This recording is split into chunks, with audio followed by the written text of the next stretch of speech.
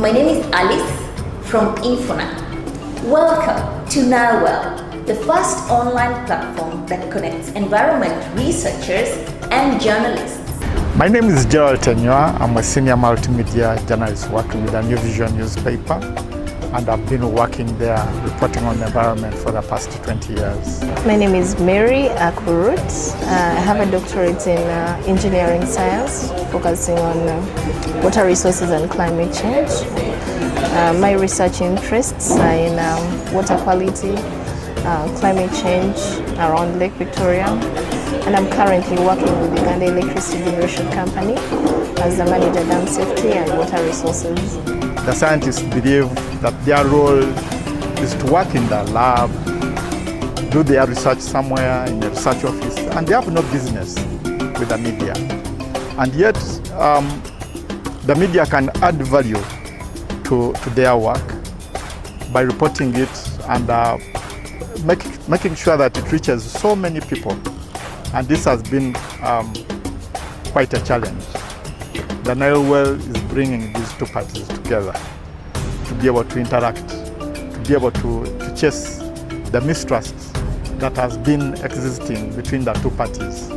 Nilewell is a unique platform. It helps to interlink the journalists, the scientists, students and other researchers. It gives you a platform to also link to your own work, and also it gives you updates on the current and existing information that you have on the Nile Basin. You see, in many cases, the journalists, the first time, they may not get it right. But through continuous interaction with the scientists, they'll be able to learn a lot more, and they'll be able to learn correctly. I'm a living example of that. The way I was reporting 20 years ago is not the way I was reporting 10 years ago. And it is different from the way I was reporting 5 years ago. It's important that we join this Nilewell platform because it helps us to link between scientists and journalists and provides information to the public in a way that is really understood and information that is scientifically proven. So this is a good link that you need to join. So go Nilewell. So what are you waiting for? Create an account today by logging on to www.nilewell.org.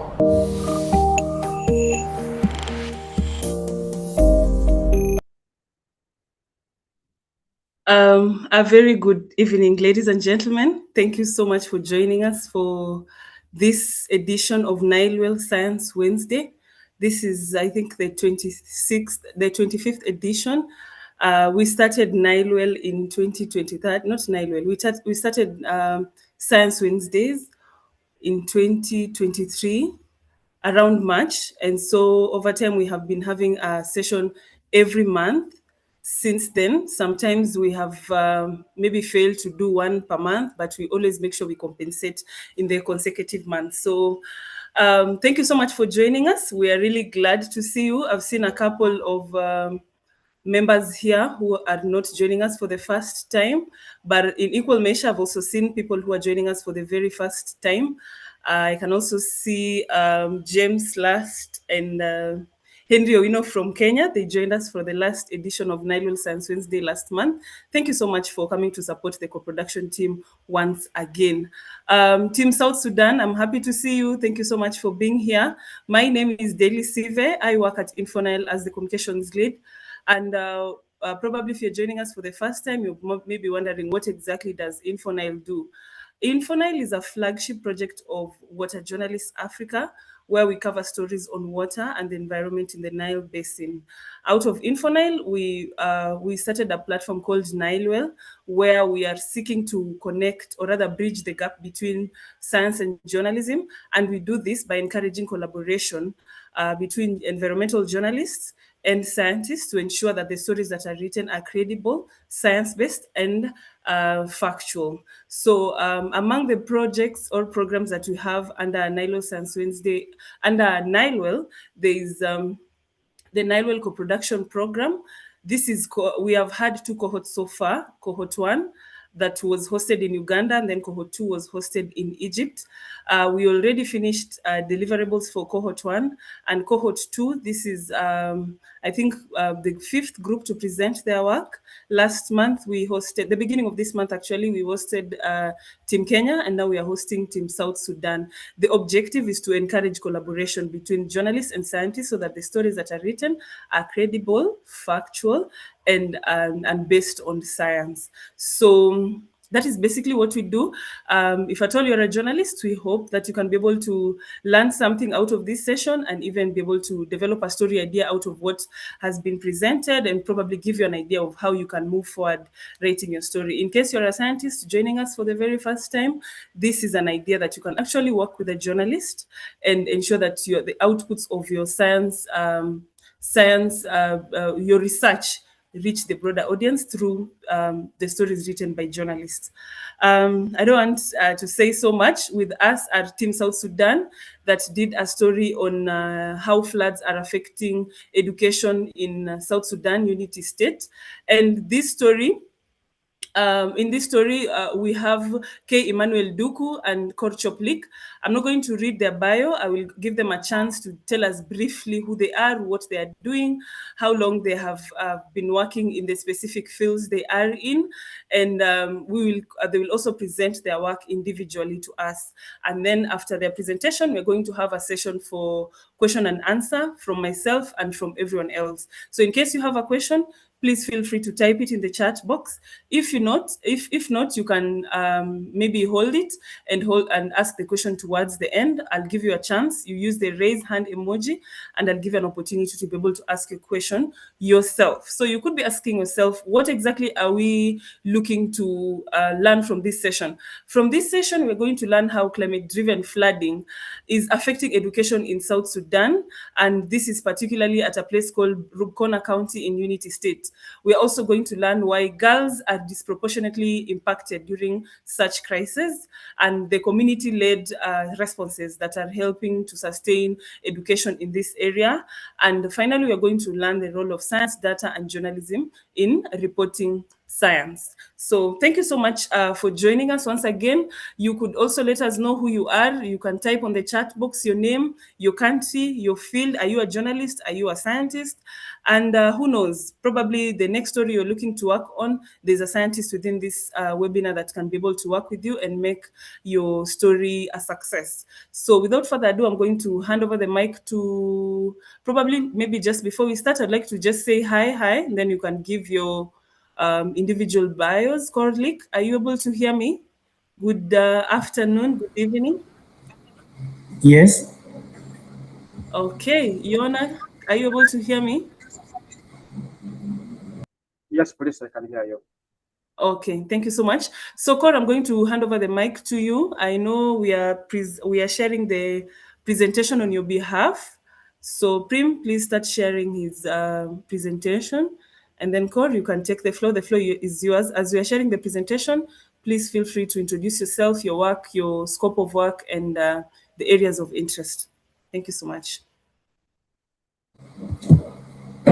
Thank you so much, Dele. I also want to take this opportunity to thank all my colleagues from InfoNiles and also my colleague Kay, who has been working with me all along to have this production today that we are presenting.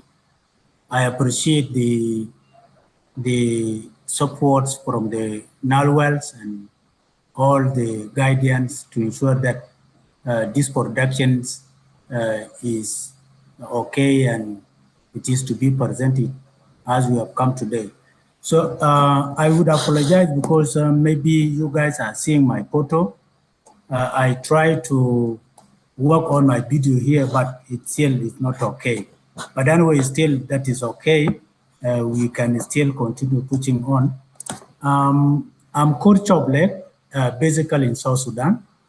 I'm actually environmentalist and researcher by interest, not by profession. I have a different profession. My profession is from medical field.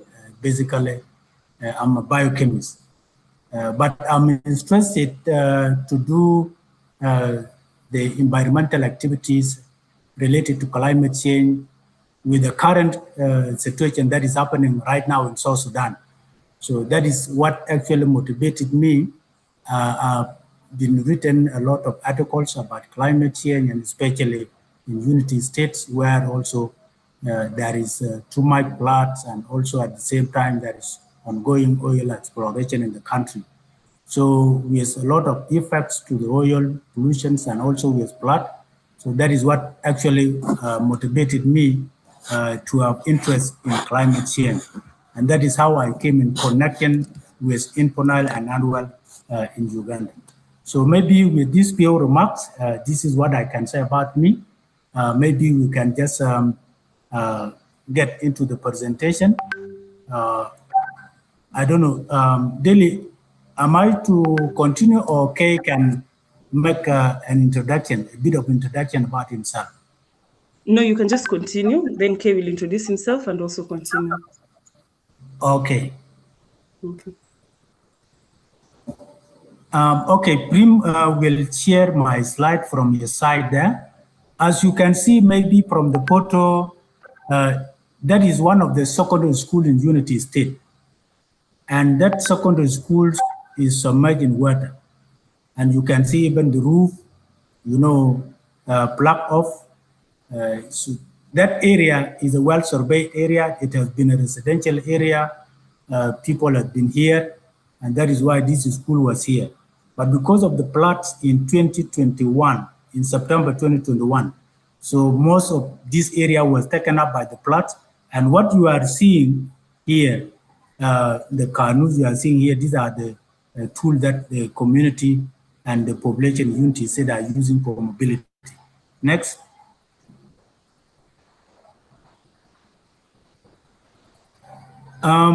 This presentation, it is for Rubkona County. Of course, the whole of Unity State has 7 counties. It has 7 counties. You can see from the slide here. One of the 7 counties, which is Rubkona County, is one of the most hit by the floods.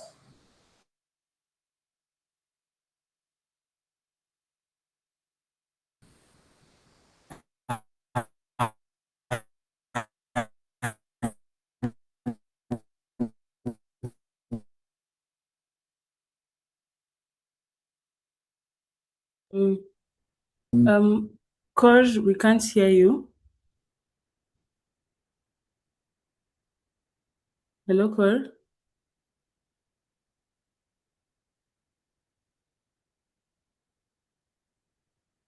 Koj, in case you can hear me. Of the country. Hello, Koj. We lost you. Can everyone else hear Koj? Maybe, probably it's just on my end. No, we lost him.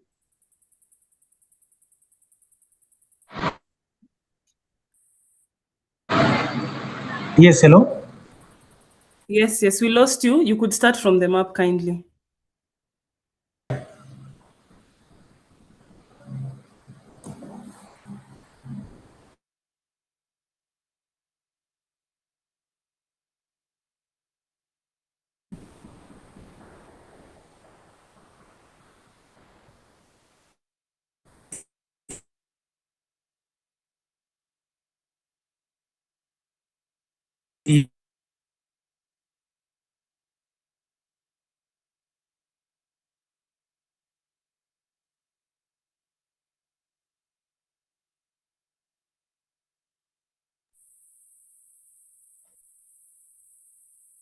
Yes.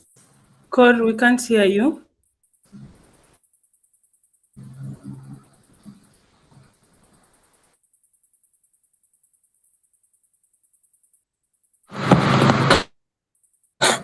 You could maybe leave and then you join again. Yeah, next. Koj, we haven't heard anything. Okay, you are not getting me right now? Right now we can hear you, but we lost you. Whenever you start talking about the map, we lose you. Okay, next.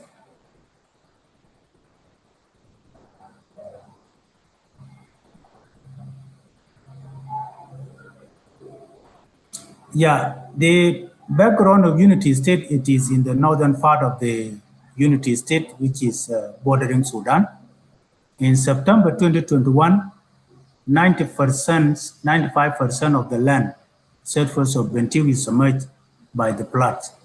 And this has, displaced a lot of population, including homes, including farmlands, and also installations, government installation, and also private installation, including roads, were destroyed.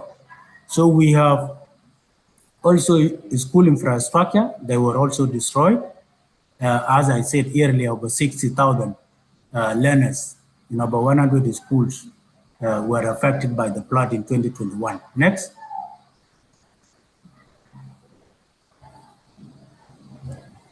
Next.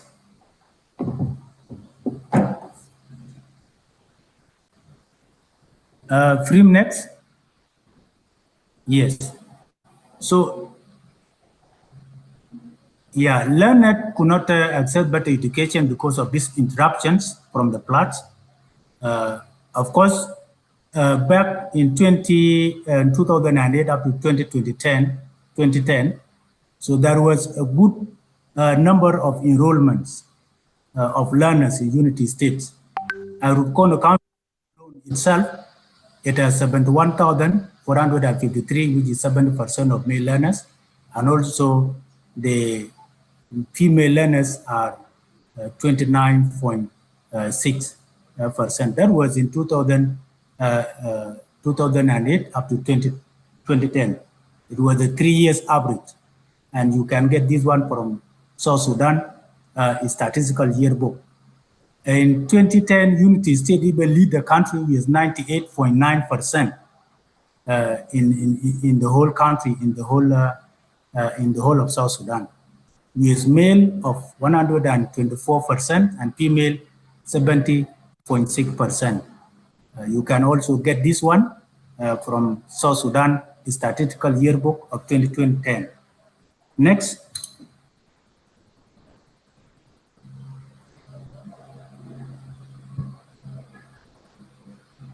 Next.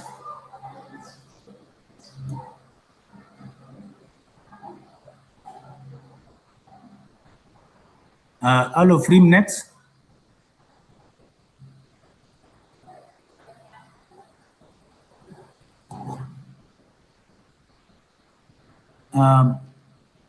Frame, are you getting me? Yes, we can hear you. Yes, next.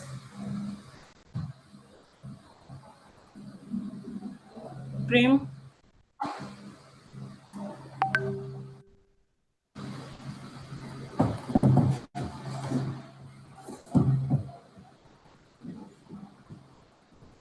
Next.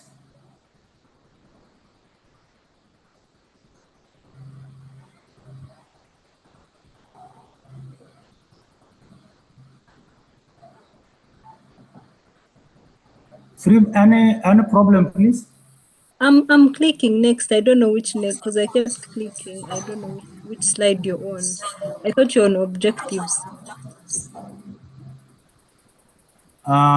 Yes, but still I'm reading here continue. We is from the background. We have moved quite a bit, yeah. Can you see objectives on your end? Okay.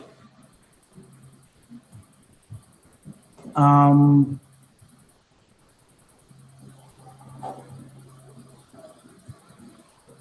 I share mine? Let me try to share mine.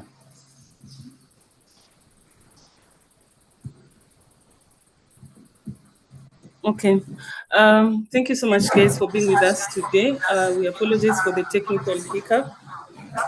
Core has been unable to share his video, neither is he able to present, but we hope probably this is going to be sorted out soon. We apologize for the inconvenience.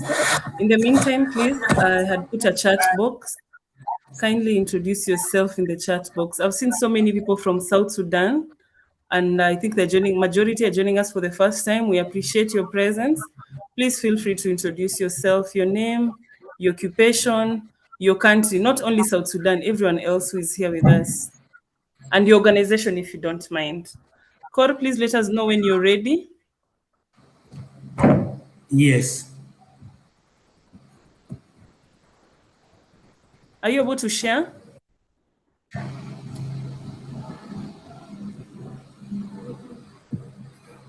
In case it's giving you an error, let me know so I can see if I should make you a host. Okay.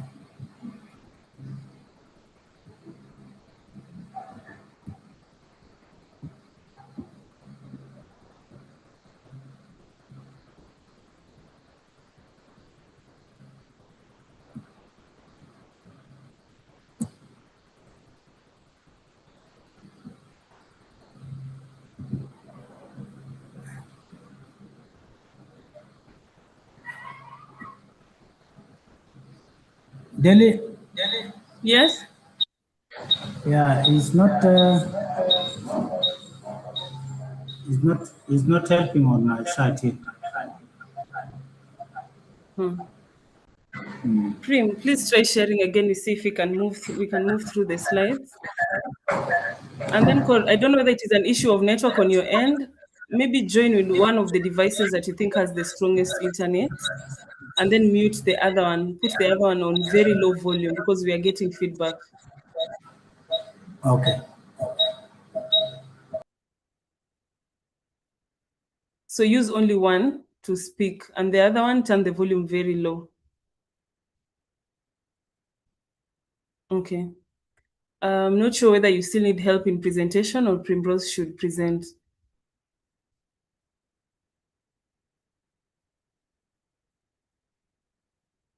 So I think this is your screen, Cor. Or when you go on screen sharing, maybe tap on screen sharing again, and then select Chrome tab. Then you select the specific tab that has your presentation, or Windows that has your presentation.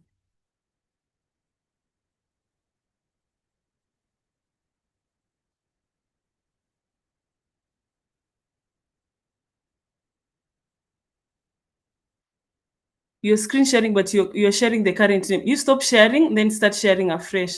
In the process of sharing, there'll be an icon of Chrome tab and then window. So your presentation, is it on a Chrome tab or is it on a window? Or you can just select entire screen, but then stick on your presentation. That's fine. Go to share screen, then entire screen. Share entire screen, and then select that tab that has your presentation.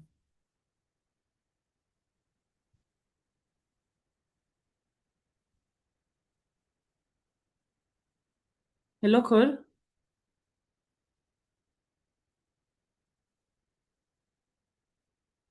Okay. Prim, I'd like you to call Core and see how this can be sorted out. In the meantime, I'd like us to move to Kay. Kay, please let us know who you are, what you do, your areas of interest, and then you can start your presentation.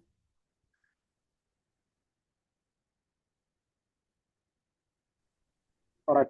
Thank you, Info Nile or Nile and team for giving us this opportunity to present our findings. I hope you can hear me.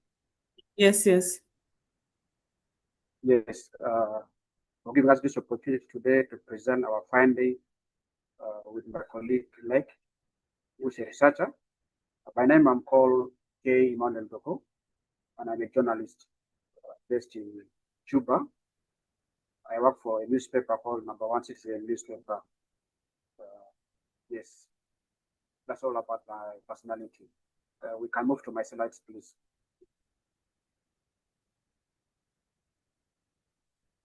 Next.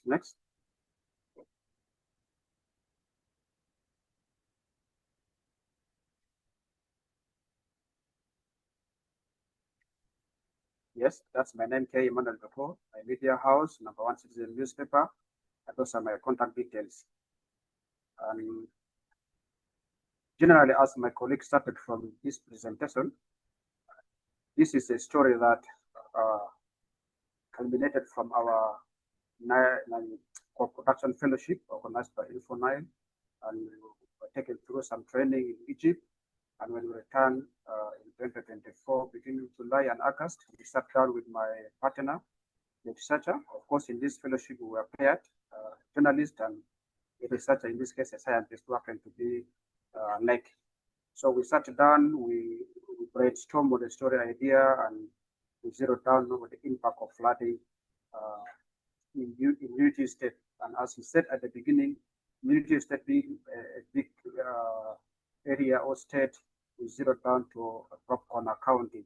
That's one of the county in Unity State. So from our findings with my colleague who is a researcher, when the flooding seriously started between 2019, 2020, and it continued until last year, I think, we realized that the flooding has a lot of impact on the communities.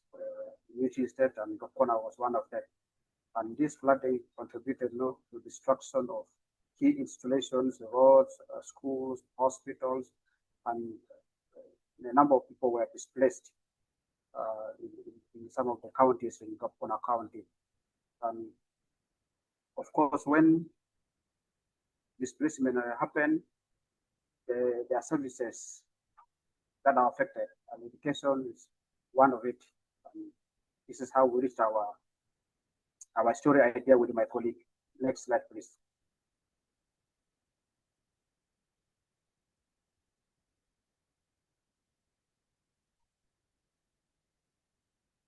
Can we move to the next slide?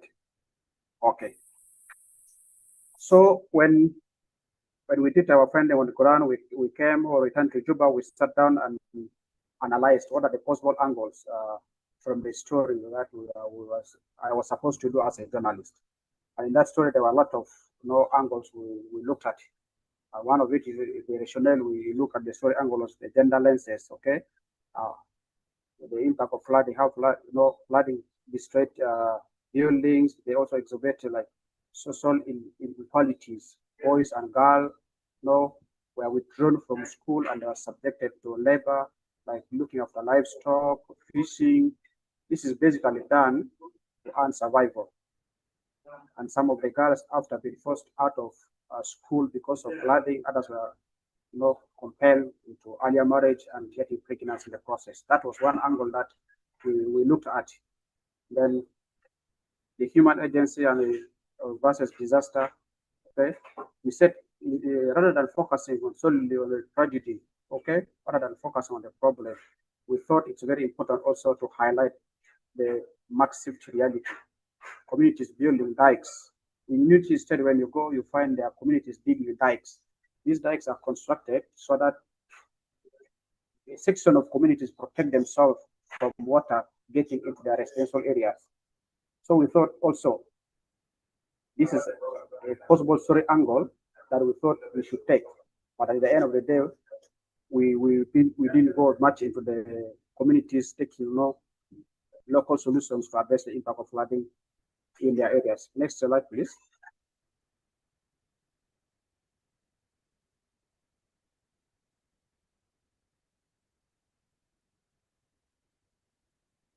We move to the next slide. Okay.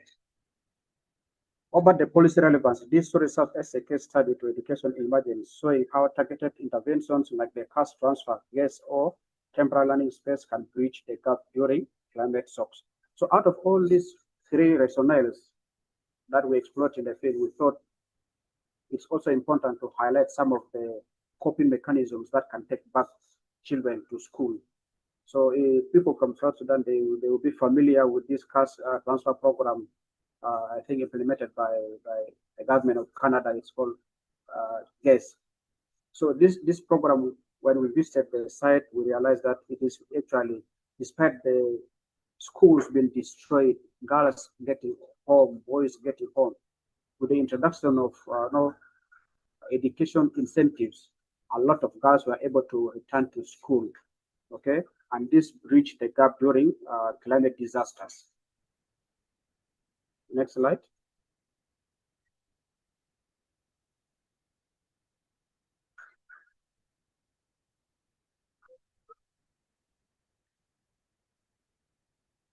Okay, what are some of our key findings when we were in the field? We realized that there was infrastructure collapse, okay?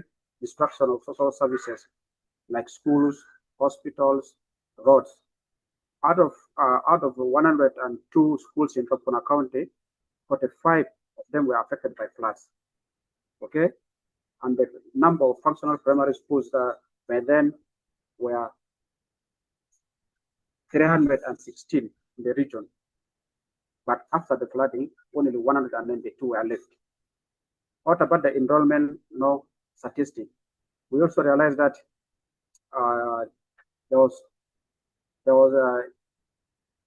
there were not many students, okay, or learners in 2010 compared to 2024. And if you look at the statistic here, meaning there's a reduction in the number of learners from 2010 up to 2024. And this is partially attributed to various factors. We can talk about the climate change, that's the flooding in the area, also the issue of the conflict in the area. At a certain point, there was outbreak of cholera in the area. All these factors, I think, contributed also to the reduction of learners in Rubkona County, in Unity State. We also find that learners in Unity State, Rubkona County, many of them were really, they were taught under trees. Teachers are there, and most of them were really lacking infrastructures because these rooms are destroyed by flooding. So despite the interest in learning that has been disrupted by flooding, still you can see the zeal from the learners, you can see the zeal from teachers. Teachers are teaching under trees.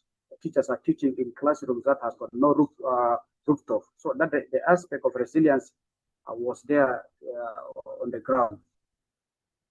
And this the tree school phenomena partly is attributed to interventions from organizations like Christian Aid South Sudan.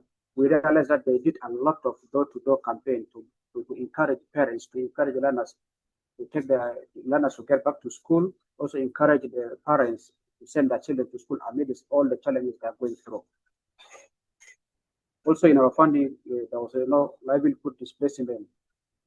Education in Unity State is secondary to survival. Families are forced to harvest water lilies for food, and if the farmland has been destroyed, meaning parents cannot harvest. If areas have been highland areas have been submerged by water, meaning they cannot graze their livestock. So communities were forced to depend on water lilies as source of food, and when food is not there, what happened? Meaning children go to school hungry, children skip classes, and many of their parents cannot afford to pay school fees because their livelihood was disrupted by flooding. Next.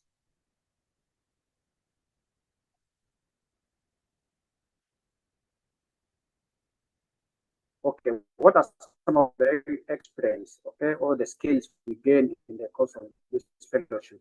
One, of course, central to the central part of this fellowship involved intensive in-person residential training that was hosted in Egypt, Cairo 2024, and it was followed by a series of webinars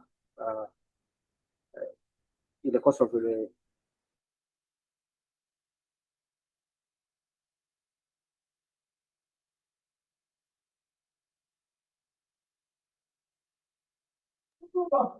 Okay, we have lost you. I think your internet has just dropped. This fellowship was like a networking opportunity for me. Yes, please. Your network dropped, so probably just, yeah. Maybe just start from your current statement where you were starting, your current point. Okay, let me start from the first maybe point. As I said at the beginning, the core objective of this fellowship organized by Infonile was to pair journalists and researchers. And part of this process and then started way back in Cairo with the intensive physical training, and it was followed by a series of webinars. And in the process of our engagement with my colleagues and others from other parts of the country, as a journalist, I learned science, journalism, and communication. Okay, what did I learn? I learned how to translate, scientific statements, scientific papers, scientific press release, okay, into compelling human interest stories without losing technical accuracy. You will find that from the day I developed my story idea, developed my story pitch, I was in constant communication or contact with my colleague, that's the researcher. So, because this story was built from his research, and the way journalists write things is not the way researchers write their content. So, from time to time, some of the scientific jargons from the journalist and then from the researcher, I have to ask him to explain for me. So this improved my communication skills between a journalist and a researcher. Also, in Cairo, we were given basic knowledge on data journalism and visualization. Okay, we are trained on how to source data, clean, visualize, water and environmental data stories using various tools, and some of the tools that we were taken through includes data wrapper, okay, Flores, Google Earth Engine, and also how to develop some infographics. These are some of the skills we learned. Yes, please.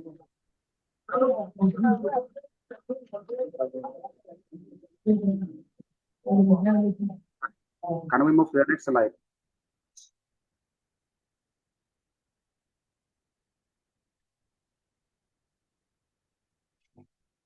Okay, as we all know that journalism is not like before, where sometimes content needs to be tailored for people to get them straight on their phones. And what does it mean? Meaning journalists also need to learn how to use their phones to be able to tell real stories in time. What does it mean? During this fellowship, as a fellow, I also learned how to, I learned mobile journalism, creating high quality video reports using my smartphone. We were also taught, I gained skills in podcast production, learning how to use source cups like the sound of a flowing water, perhaps also children working in water with that sound. Okay, I hope you understand what I'm trying to refer to here. Yeah. So also how to create immersive audio stories, social media storytelling. All this after learning how to source stories using your video, how to do podcasts using your video, meaning you need to sell your story. And what are the which platforms can you market your story? One of it, of course, is the social media, in conferences, Twitter, the LinkedIn, the Facebook. These are all tools for multimedia storytelling. Okay, packaging scientific finding into digestible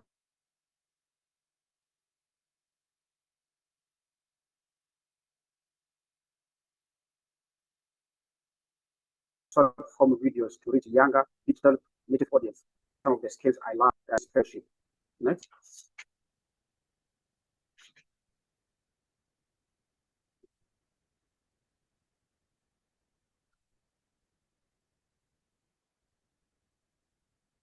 Okay, field observations. Okay, we realize that teachers are working without government pay, relying on inconsistent non-governmental incentives, non-organizational incentives.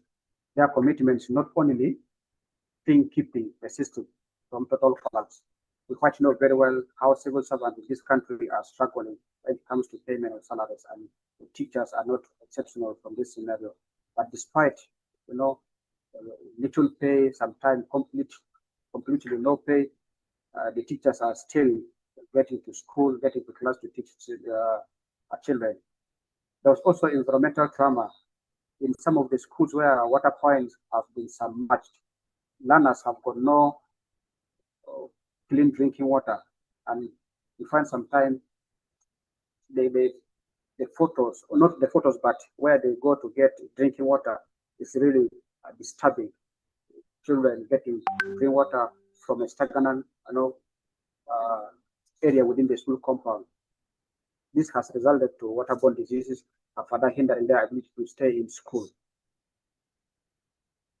Yes, in South Sudan, there's a pseudo parliament. People like calling them children's parliament, and this parliament is basically, I think it's organized by Save the Children. So in that August house, Save the Children organized these children to come together, advocate for their rights. They discuss their issues, and in that session, normally they invite parliamentarians. Okay, like for example, in one of the sessions I attended, there was the chairperson of the environmental committee, and there was also another session that they were invited to the August House South Sudan National Legislative Assembly, and they did a lot of presentation on nutrition, on impact of flooding, and many other things that is related to climate change and also affecting children. So we found out this with the parliamentary solutions that even if leaders or the government have failed to provide tangible solutions to climate change, there's hope coming up from the next generation of children. And I think this is what partners on the ground are trying now to build, like what Save the Children is doing, introducing the children parliament, and this network of children have been doing tremendous work. It's drawn from all the 10 states and the 3 administrative areas. And so far they've attended 2 the COP conferences. The one in Azerbaijan and also the other one in UAE. All of them are advocating for children's rights, not only in South Sudan, but globally. Next.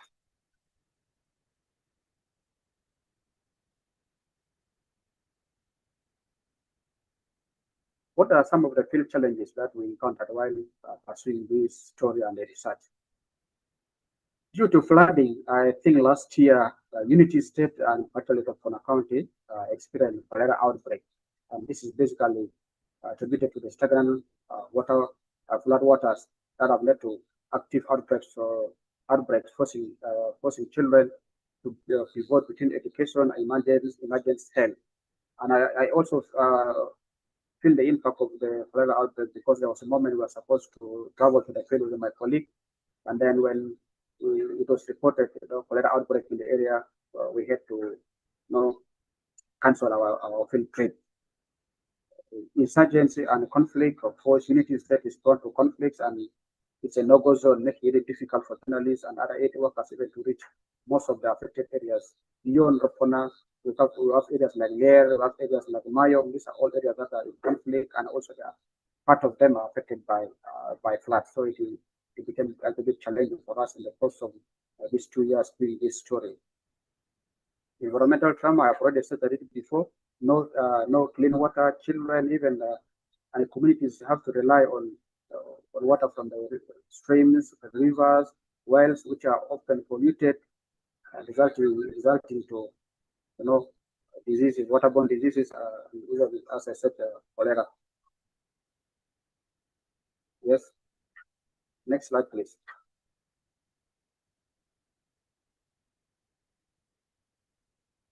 What are some of the recommendations? Maybe just a minute, okay? Maybe just run through the rest of your slides because of time. Yeah. Okay. Okay.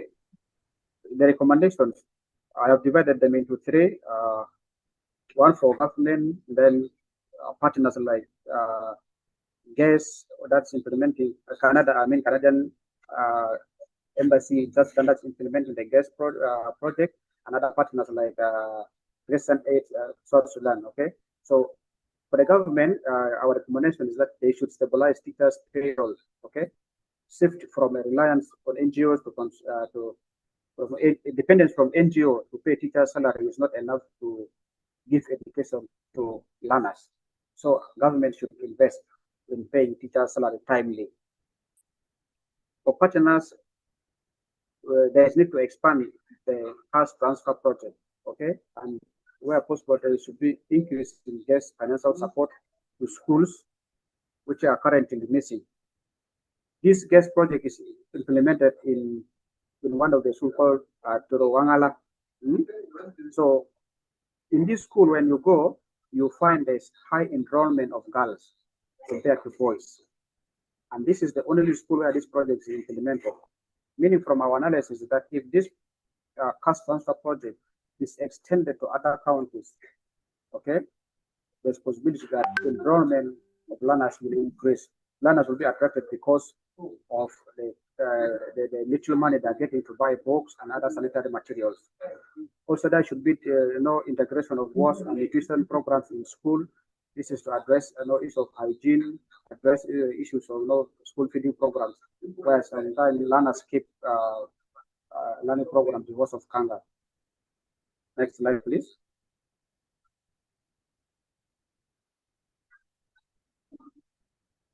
So the local communities, of course, we're talking about communities from Rubkona County. They should adopt the Children's Parliament recommendation for natural fertilizers, okay, drought-resistant crops to source foods, allowing children to focus on school rather than labor. See, when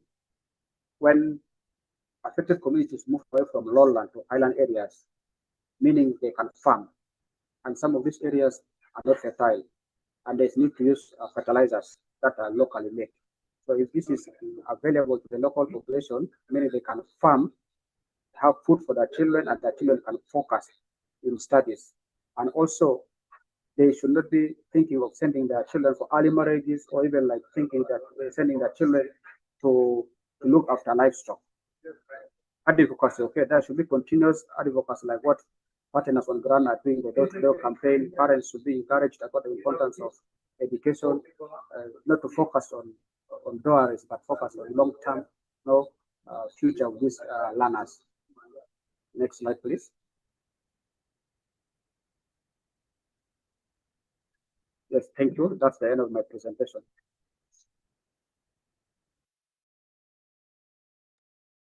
Okay, thank you so much, Kay. That was very interesting to hear and even to learn from you. I think there's much more that you've shared with us that I probably didn't capture initially in your story. I'm not sure whether Kor is able to proceed. Kor, are you able to proceed with the presentation? And now, in the interest of time, we might not be able to go through each slide one at a time. I'd like you to just identify sections of your, just a minute. I'd like you to identify sections of your presentation that you know carry the most important points that you'd want to communicate. Yeah? Okay. Can Prim share my slide? Yeah. And maybe you could also, I'm not sure whether you're able to listen to Yona through the presentation. You could also, probably if there's something you needed to add from add on what he had said, or there's maybe something that was captured in the research but not necessarily in the story, please let us know. But just make it as brief as possible. If you're able to do this in 8 minutes, I would be very glad. Thank you. That is okay. Yeah, my apology because of the interruption. Let me just go maybe back to my presentation. So the general objective of this work is actually assessing the general impact of flooding on learners' access to education of Rubkona County. And there are three specific objectives. One is to evaluate the floods affected learners' access to education. How do this is after the floods has happened. And then number two is to examine the existing coping strategies that make these children again to get back to the classes so that they can have education. And the last thing is to propose recommendation actually for the learners continue access to education. And these are the things that are to be given recommendation for the community as well as for the government. Next, please.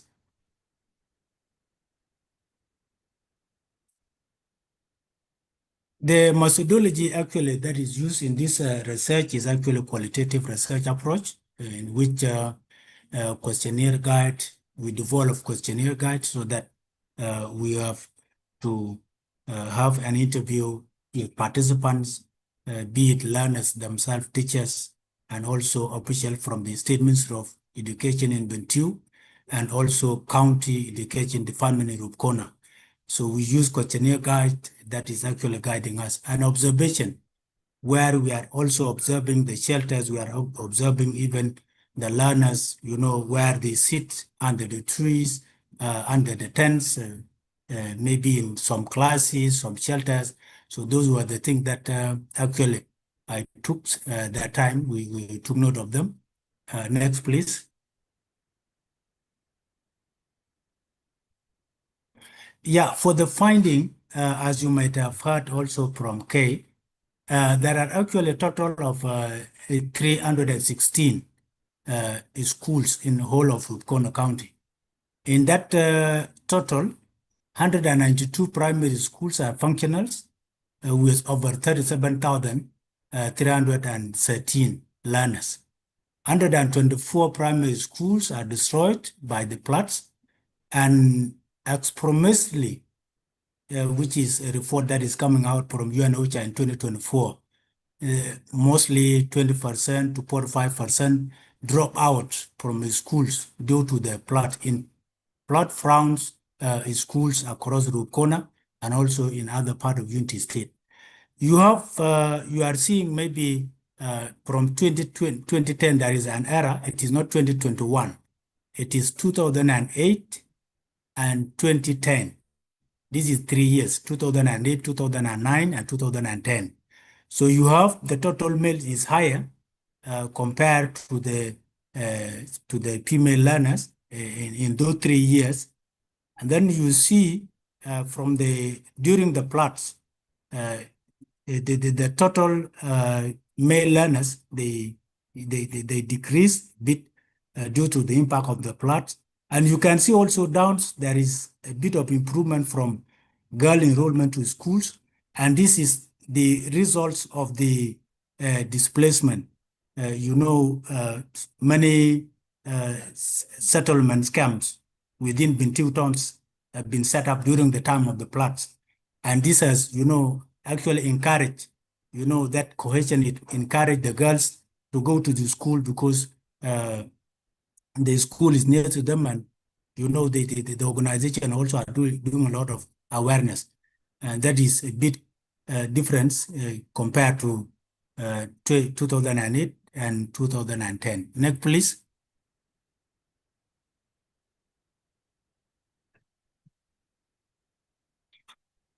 Yeah, from the challenges, actually, there is a lack of scholastic materials and also in most of the teaching facilities in Rubkona County.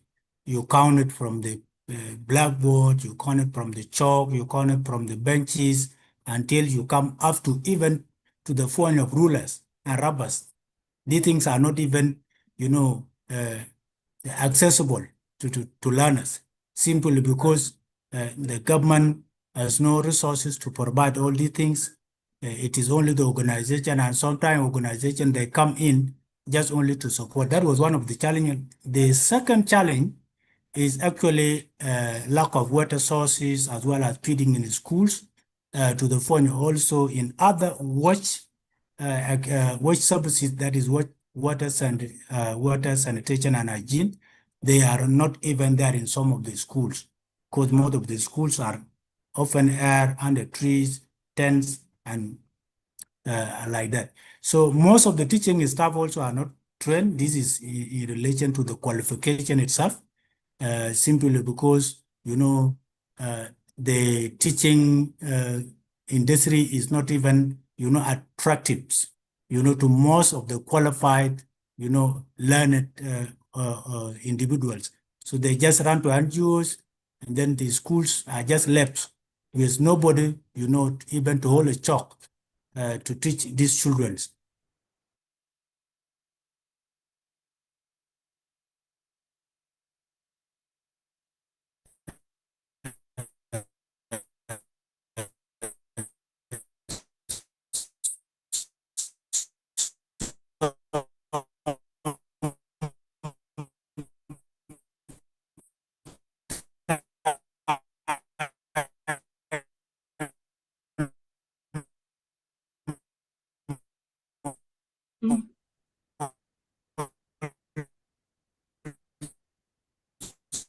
also even the teaching guide are not there, and delays. So this is something that is actually affecting. Another last one of the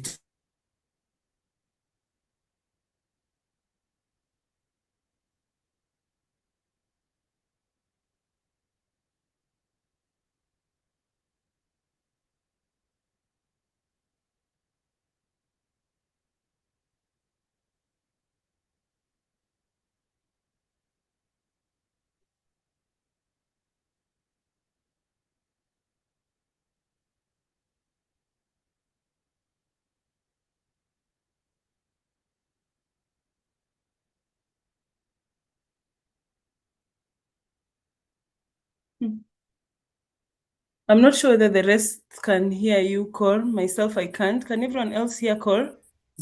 Yes, yes. Are you getting me? I wasn't hearing you. I'm not sure about the rest. I couldn't hear him. Yeah. Yes, Yeah, coping strategies. I'm at coping strategies. We have seen also communities, they continue building diet to prevent, the impact of the floods and the displacement. And also most of the schools have been also erected in high grounds where, the community can be able to send the children to the schools. And another thing as a coping strategies also, they continue encouraging, the tutors, the instructors to, volunteer themselves so that they can teach the children, and also mobilization on how children can be able to mobilize back to schools. Communities, actually, they don't have anything to depend on apart from water lilies, pitching, charcoal making. This is what keep the children, in schools. You see the women, they go to the forest, they cut down trees, they make charcoal, they bring it to the markets. And then the program of Girl Child Education South Sudan program has actually motivated female learners, and this is because, it's not only attracting them to come to school, but it's also another thing that is sending a message to the community, to the parent themselves, that, allowing the female child to learn is something that is very important, and it is the responsibility of all of us, in which if they got education, it is better for the community. Next, please.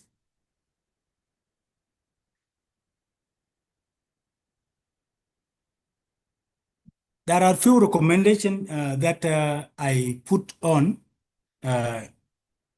One of this one is, for the community unity state and flood prone counties and unity states to make sure that, structure that are resistant, to climate change are erected up to avoid the destruction, from any future floods. And maybe you will see later on in one of the schools that were constructed by Children Aid South Sudan in 2024, 2025. So this school, it was even an identification from the community. They identified the ground themselves, and the reason why they give that particular area is because they know that that area, even if it has flooded, so that school will not be destroyed by the floods. Also, to ensure the school water source, and then again also, apply nature-based solution like tree planting with climate-resistant plants. These are the things that we recommend that the community should be able to do. Introduce climate and also environmental syllabus in primary and secondary schools, also to educate learners so that they can be also contributors, in the next coming years, and how, people has to confront natural calamities like floods and other things. Improve the quality of education for better performance, that is ensuring that there are teacher trainings, schools, then the school also can be financing, because one of the areas that has lacking finance right now is education itself, not only in the whole of Unity State, but also across the country. And provision of all the school packages to make sure that, teachers also, they don't leave the class and then go for other college jobs. introduce feeding programs to avoid or to reduce dropout rate from the learners, and finally also making sure that also there is stability in the country, because one of the factors that is actually affecting education unity said and across South Sudan, where the conflict itself. And I wish if maybe there was a slide up there that I have not read, the factors that were actually affecting, the learners from getting access to education. So stability is very important, so that the country, instead of wasting resources, on conflicts, then these resources should be wasted and should be injected, to confront the natural calamity that is happening right now in the north of the country. Next, please. Yeah, you can see now this photo. The first photo is the photo for Unity State. That was in September 2021. And this is the main town Bentiu that we are seeing. You can even see now the roads. You can see how the houses submerged in water. And to reclaim that town, it was the effort from United Nations Mission in South Sudan and International Organization for Migration, together with the government of Unity State, to reclaim the Bentiu town. And country, as I'm speaking now, I'm in Rubkona. But in that very year, in that very time in September, so everything submerged in water, everything is in water, to the extent that, there is no even where, to put up yourself. The next photo that you are seeing here is what maybe some of us in the region are hearing, the protection of civilian side. Currently,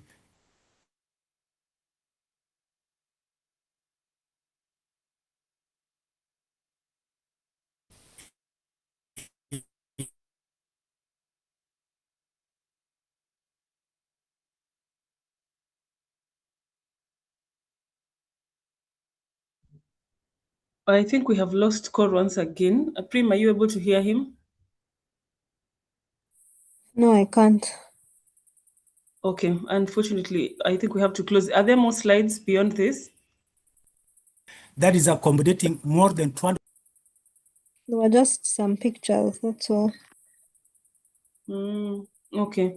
Sorry, Cor, we lost you again. I'm not sure if there's Yeah, anything so, else you're left that you needed to say because we are short of time. yes. Is there anything else you needed to add? We lost you at some point. Yeah, it was actually, I was trying to share some photos so you guys can see.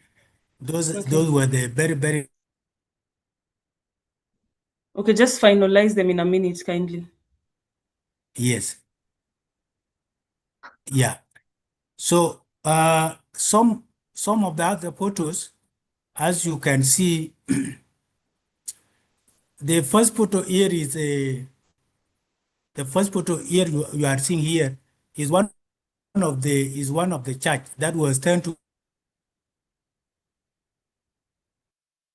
So the community saw that this place, it was even the cattle camp. So they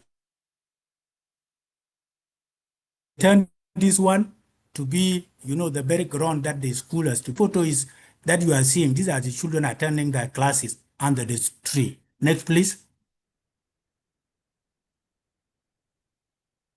Yeah, next. Yeah, this is schools is one of the school that was constructed by Children Aid. There are about 4 of them, but I only picked that one as a sample. And you can see even from the construction of the schools, you can see there is there is a lot of windows and the school is a bit high. This is because to introduce climate resilient infrastructure, and you can even see some manure from the for some manures. These were the place that was used as the cattle camps. The community gave it, to children in South Sudan so that schools can be constructed in that schools. And then you can see now, these were the children. That was the time we get into the area when the executive director and UN OSHA that was funding the project get into the area so that they can see the children. So this is the school with the children. It is only 2 blocks. And that area is the area where we have a number of girls, about 500 girls in that schools compared to number of 200 and something girls. I mean boys. So the boy were less and the girl was many. Next, please.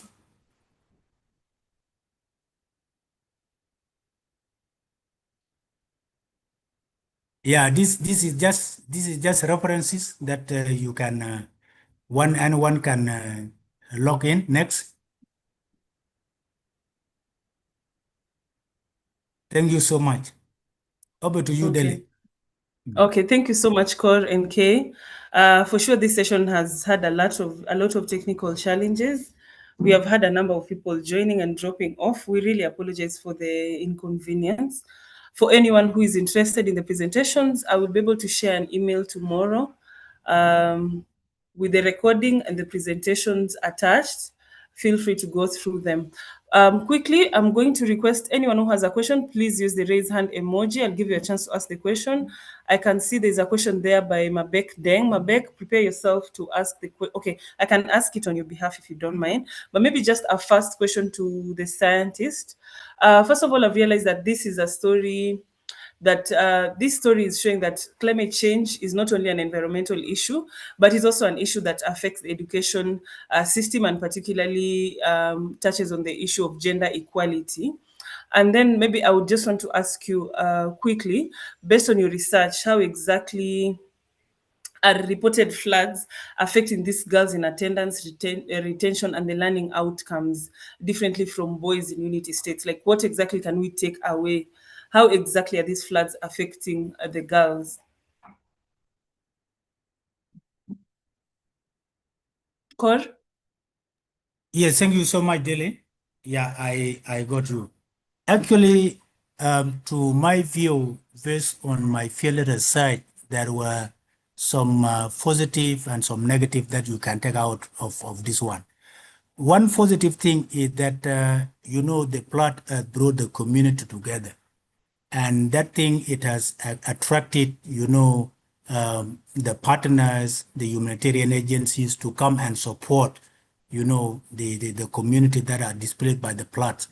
Some are coming in form of giving education assistance, and some also related to health. So this has actually, become positive to girls because they are near to the schools, especially in places where there are set up of camps.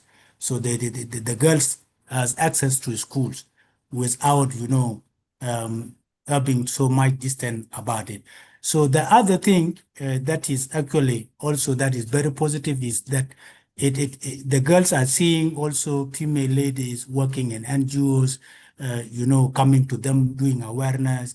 So this is something that is also motivating them, making them, thinking that they can be able to be a good leader tomorrow in the future. The negative things in this one is that the community, resources are drained. The community resources are drained, and then the girls, instead of maybe engaging also in the school too much, they have to come and support the family. The girl has to work with the mother, making sure that she go to the market, making sure that she's at home, taking care of the kid while the mother is away, looking for water lilies, going for making, charcoals.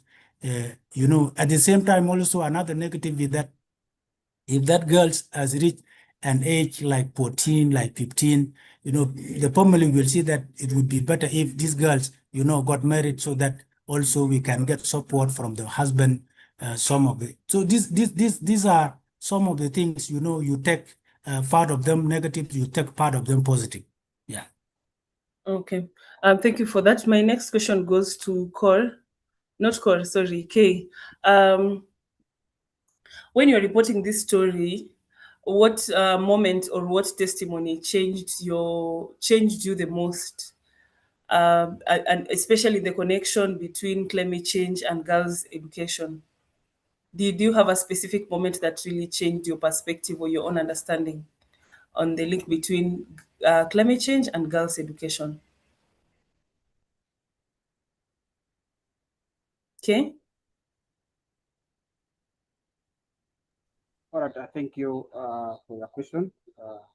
I think there was one moment that stood out for me in our interaction. There was a girl whom I think the parents asked her to go and fetch water because the water point around was already submerged by floods. So the girl insisted that she instead wants to go to school. If anybody reads our story, there was a girl holding a book. So that was the girl who refused, sometimes to take the advice of the parents to send school and go instead to collect clean drinking water, which is out to be like 30 minutes walk. So I see like the zeal for education, but then the challenge is that they have been affected by this natural disaster. The second, also what changed my mind is that children as young as 10 years, 12 years are advocating for climate solutions, which should have been done by responsible policymakers. But now we are living the future of climate change. We are living the future of natural disasters on children. I think this is something that really struck me in the course of being this story. I would like also to, if time will allow me, to add on one or two things on the question you raised to my colleague. Actually, when these parents or the communities are displaced from the low-lying areas and they move to highland, instead of waiting for some partners to come and construct schools, they contribute positively in identifying, flood-resistant construction materials. They go to the forest to get some material that can be used to construct, drought wings, not drought, but disaster materials, and they help in construction. They also contribute some money, okay, to support schools so that teachers are paid on time, and this helps them, their children in school. These are some of the, I think, the coping strategies that some of these communities in the low-lying areas have been displaced by flood and moved to island areas are trying to, to bring so that their children can remain in school. Okay. Maybe, okay, before you go, how did you balance telling this story without reducing the communities to just being victims? Because this story shows a lot of hardship and a lot of resilience. So how are you able to say this, tell this story without reducing them to mere victims? Can you come again with your question? This story is a story of hardship and resilience. So how are you able to tell the story about this particular community without reducing them to mere victims? Like the story was not about victimhood really, but even how they're emerging victorious amidst the current crisis. So how are you able to strike the balance? Well, I first took a deep dive to understand the kind of community that I am trying to report about. In South Sudan, when you're trying to talk about education, particularly promoting girl child education, some communities look at you like, you are denouncing the rights of their culture, like saying a girl should go to school. Yet there's an opportunity for a girl to get married and get more cows. So I was a little bit conscious while trying to approach my sources and while also trying to identify my angle and look at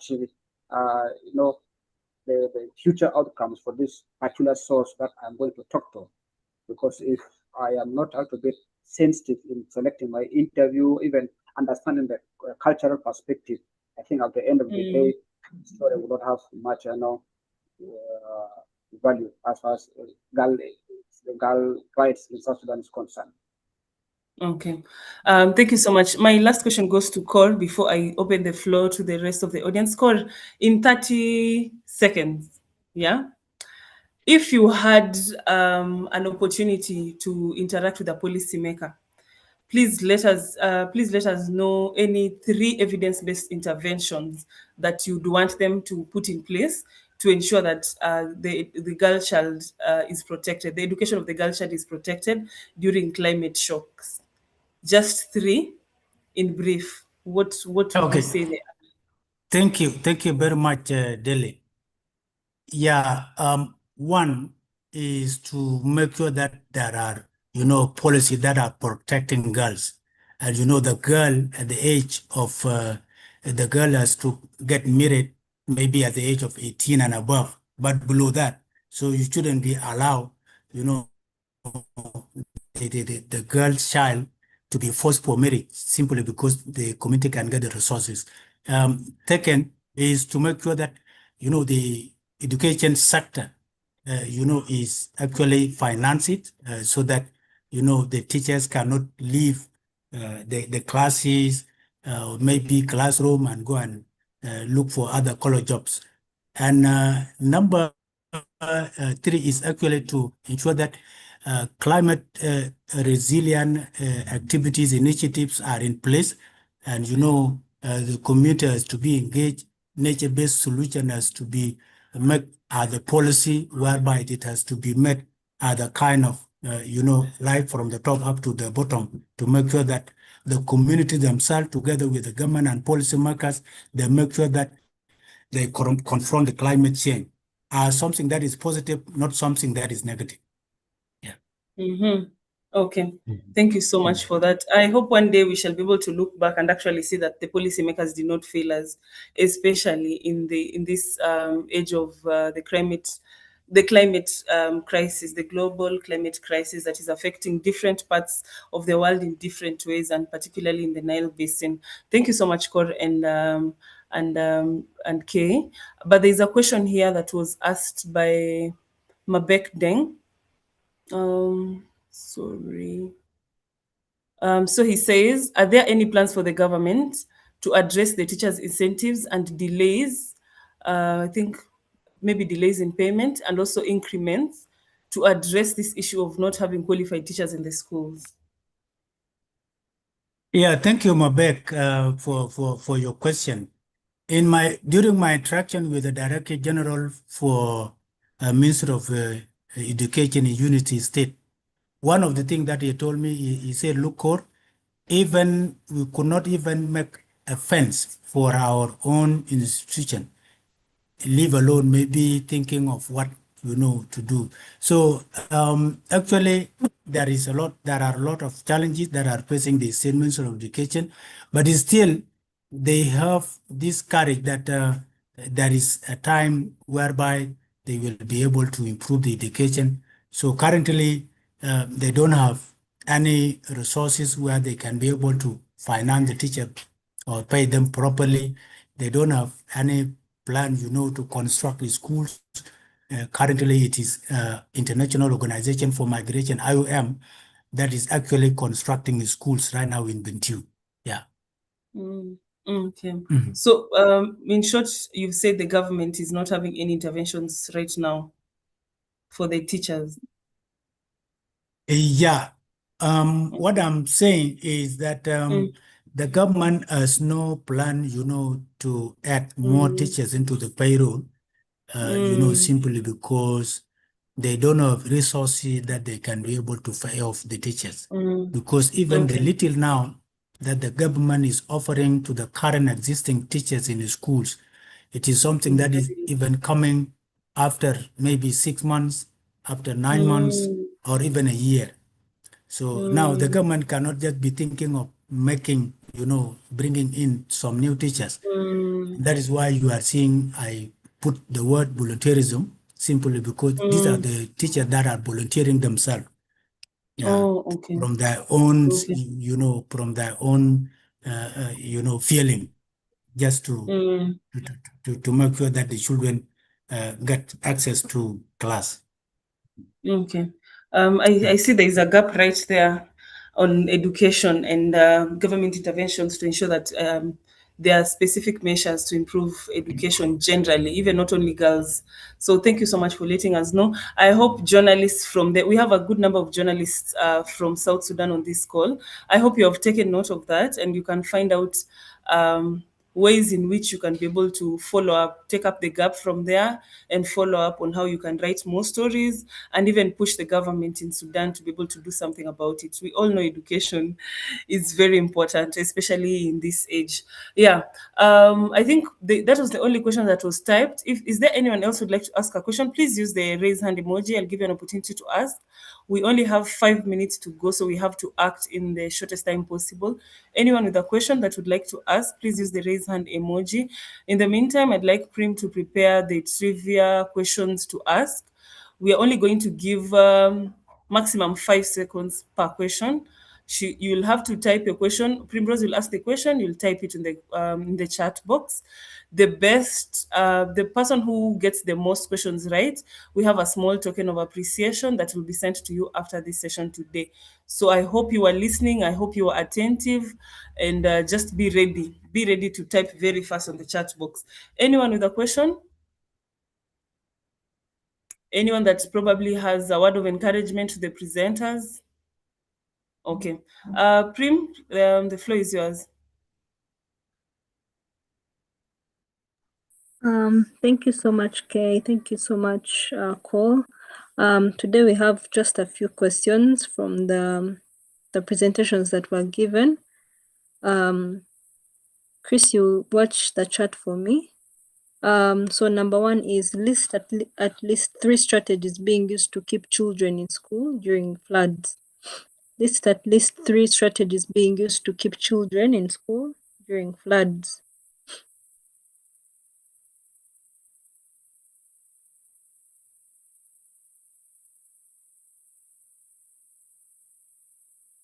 Anyone?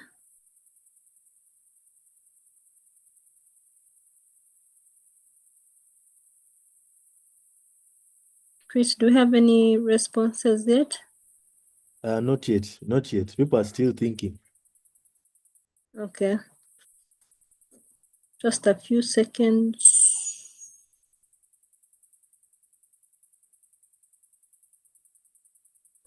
Maybe read it one more time. Maybe give them one more time. Read it.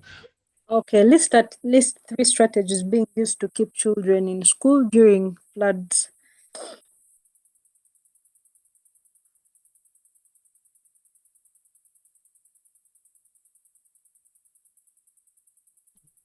I think there's no response. How do we deal with this, Deli? We just go ahead?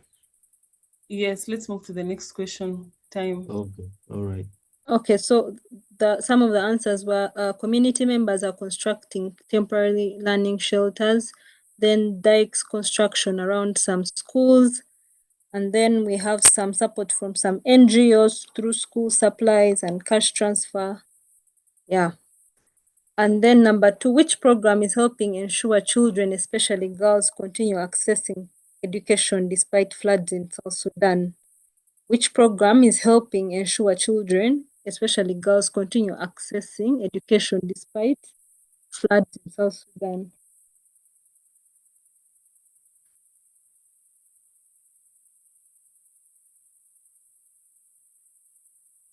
We have 5 seconds for that. Henry, where are you today, Henry? Team South Sudan, please support your colleagues. Please type your answer. Hey, Team South, let's go, guys. Come on, let's go. One more time, Prim. Which program is helping ensure children, especially girls, continue accessing education despite floods in South Sudan? I can see Henry has typed. Answered. Is he right? Guess program. Yes, it's right. That is the man. I knew. Yeah, it's the GESS program. Thank In you. full, it's the Girls Education South Sudan program. Number 3, what is the name of the... Quiet. The next question is, what is the name of the platform that hosts Science Wednesday? What is the name of the platform that hosts Science Wednesday?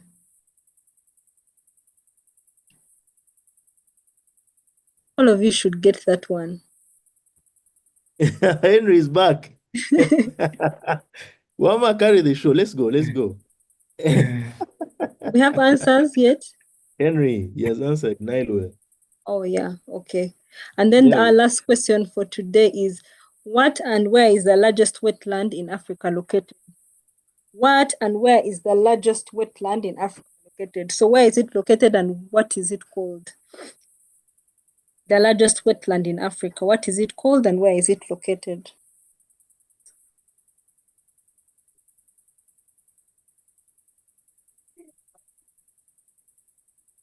Anyone yet? Yes. I think the guy from South Sudan can even make this. 5 seconds. Anyone? Yep, Close Joseph. that one. We move to Yep, the next. Joseph. What is Where the is correct Yep, answer? Joseph? It's the correct answer is the third wetland and it's in South Sudan. It's the largest wetland in Africa and it's approximately 42,000 to 7,000 square kilometers. Henry got it. The third wetland. Oh, I don't Henry know, got Sud or it. Yeah. Sud. Henry Sud got or it. Sud, I don't know. Sud, okay.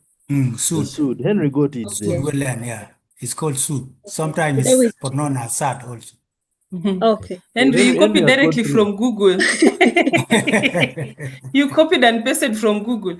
Anyway, last question. No. Today we only have 4 questions. That's not able to Okay. Thank you so much. I think there's a question here, a quick one. I think you had answered it, but maybe just repeat for those who didn't hear. Is there a budget allocated by the government in for climate response in Unity State? Cor? There is no budget for climate change. I mean for environmental.